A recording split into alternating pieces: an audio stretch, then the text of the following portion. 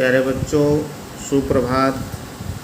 आप सभी को संस्कृत की ऑनलाइन क्लास में हार्दिक स्वागत है।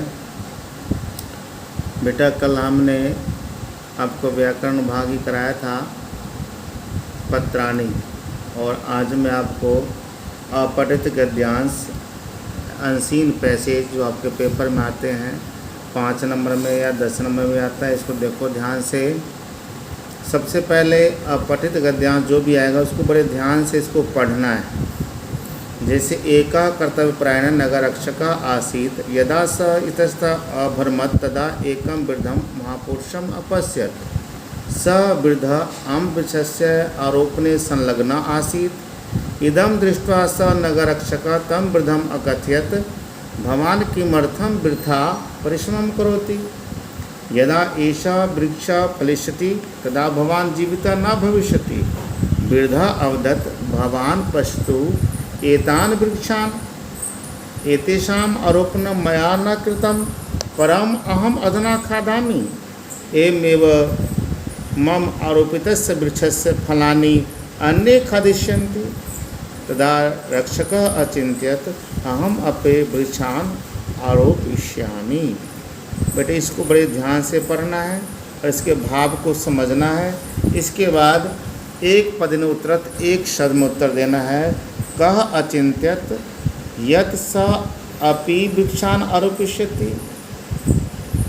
कह अचिन्त्यत नगर रक्षक, तो यहाँ लिखना है नगर रक्षक। नगर रक्षक कीदृश आसीत्, एक पद में देना है। नगर रक्षक कीदृश आसीत्, तो आपने लिखना है कर्तव्यपरायण। यहाँ लिखना है आपने कर्तव्यपरायण देख करके। पूर्ण वाक्य उत्तरत, पूरे वाक्य में उत्तर देना है। नगर रक्षक वृद्धा किम अवदत्, नगर रक्षक ने बूढ़ा को क्या कहा? तो देखो यहाँ वृद्धम अकर्त, भवान किमर्थम वृथा परिश्रमम करोति। यहाँ तक लिखना है भवान, भवान से लेकर भवान किमर्थम वृथा परिश्रमम करोति, यहाँ तक लिखना है। वृद्धा कस्मिन् कार्ये संलग्न आसीत्, वृद्ध जो है ना किस कार्य में संलग्न था, किस काम में लगा हुआ था। तो यहाँ लिखना है वृद्धा आम्रवृक्षस्य आरोपणे संलग्न आसीत्। यहाँ लिखना है वृद्धा आम्रवृक्षस्य आरोपणे संलग्न आसीत्। यहाँ लिखना पूरे वाक्य। अब इसके बाद आपका आता है निर्देशानुसारम उत्तरत। निर्देश के अनुसार उत्तर देना है। अवलोक्य इति पदस्य पर्यायपदम गद्यांशात् चित्वा लिखन्तु। अब अवलोक्य का जो है ना पर्यायवाची शब्द लिखना है। अचिन्त्यत, संलग्ना, दृष्ट्वा, अकथयत। अवलोक्य, अवलोक्य का मतलब दृष्ट्वा, देख कर। अवलोक्य का अर्थ भी देख कर है और दृष्ट्वा का भी, तो ये उत्तर सही होगा। यदा एषा वृक्षा फलिष्यति अस्मिन् वाक्ये अव्ययपदम किम। अब ये जो है यदा एषा वृक्षा फलिष्यति, यहाँ में दोनों में देखो इसमें अव्यय पद क्या है? अव्यय शब्द वो होता है जिसके रूप विभक्ति नहीं चलते, एडजेक्टिव वैसा ही रहता है। तो इसमें क्या है, एषा भी शब्द रूप है, वृक्षा में भी चलता है, धातु रूप में भी। तो यहाँ देखो यदा, यदा अव्यय शब्द है, तो आप इसमें ऑप्शन देखना है एषा फलिष्यति वृक्षा यदा। तो ये यदा आपका ठीक है और सभी रॉन्ग हो जाएंगे। इसको ध्यान से प्रैक्टिस कर लेंगे बच्चों। तो यदा एक अव्यय शब्द है जो जहाँ है एडजेक्टिव वैसे ही रहता है। महापुरुषम इति पदस्य विशेषण पदम किम। महापुरुष का विशेषण पद क्या होता है? महापुरुष की विशेषता क्या बता रहा है? अब इसमें देखोगे, यहाँ देखो महापुरुष, यहाँ देखो महापुरुषम है, तो महापुरुष कैसा था? तो वृद्धम, बूढ़ा महापुरुष था। तो यहाँ क्या आएगा? वृद्धम। आपका ऑप्शन में अपश्यत, नगरक्षक, स और वृद्धम, तो क्या आएगा यहाँ? वृद्धम। तो प्यारे बच्चों इसको देखो। और एक और है आपका वृक्षा इति कर्तृपदस्य क्रियापदम किम। वृद्धा इति कर्तृपदस्य क्रियापदम किम। वृद्ध जो है ना एक कर्तृपद है, उसका क्रियापद क्या है? अब यहाँ वृद्ध एक वचन है, देखो यहाँ यदा एका वृद्धम महापुरुषम अपश्यत। अब यहाँ देखो कर्तृपदम किम, जहाँ भी वृद्धा शब्द आया है उसको देखो कि उसका क्रियापद क्या लगा हुआ है।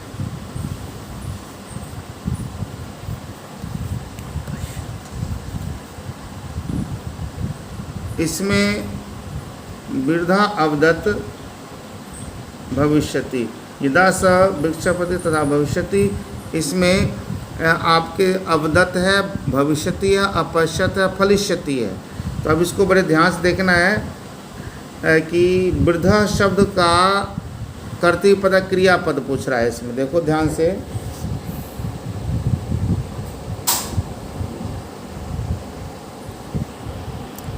स संलग्न आसीत, वृद्धा अपश्यति, फलिष्यति न भविष्यति, वृद्धा अवदत् भवान एतान क्षण अपश्यति खादिष्यामि अरोपश्यति अन्य अचिंतित खादिष्यन्ति।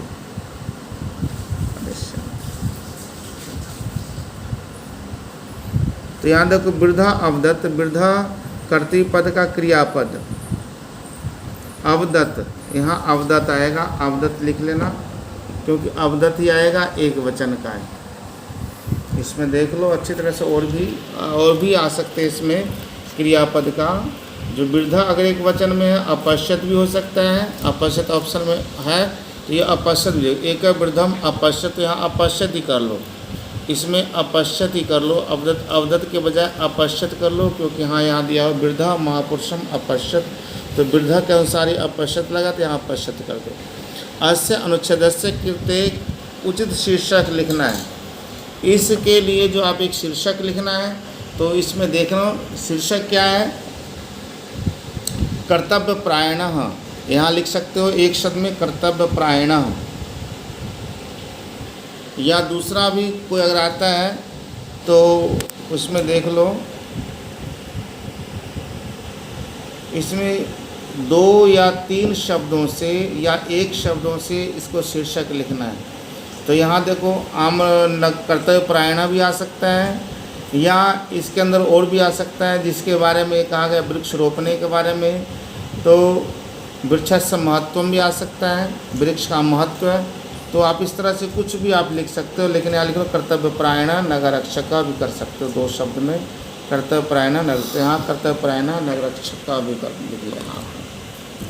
चलो बेटे, तो आप कल जो है ना, जैसे मैंने आज एक करा दिया है तो कल आप दूसरा करना, और ये तीसरा 3 जो है ना, कम से कम 3 इसका अपठित गद्यांश कर लेना जैसे मैंने बताए हैं, और कल आप अच्छी तरह से ये तीनों को भर करके मेरे पास चेक कराएंगे। थैंक यू, धन्यवाद।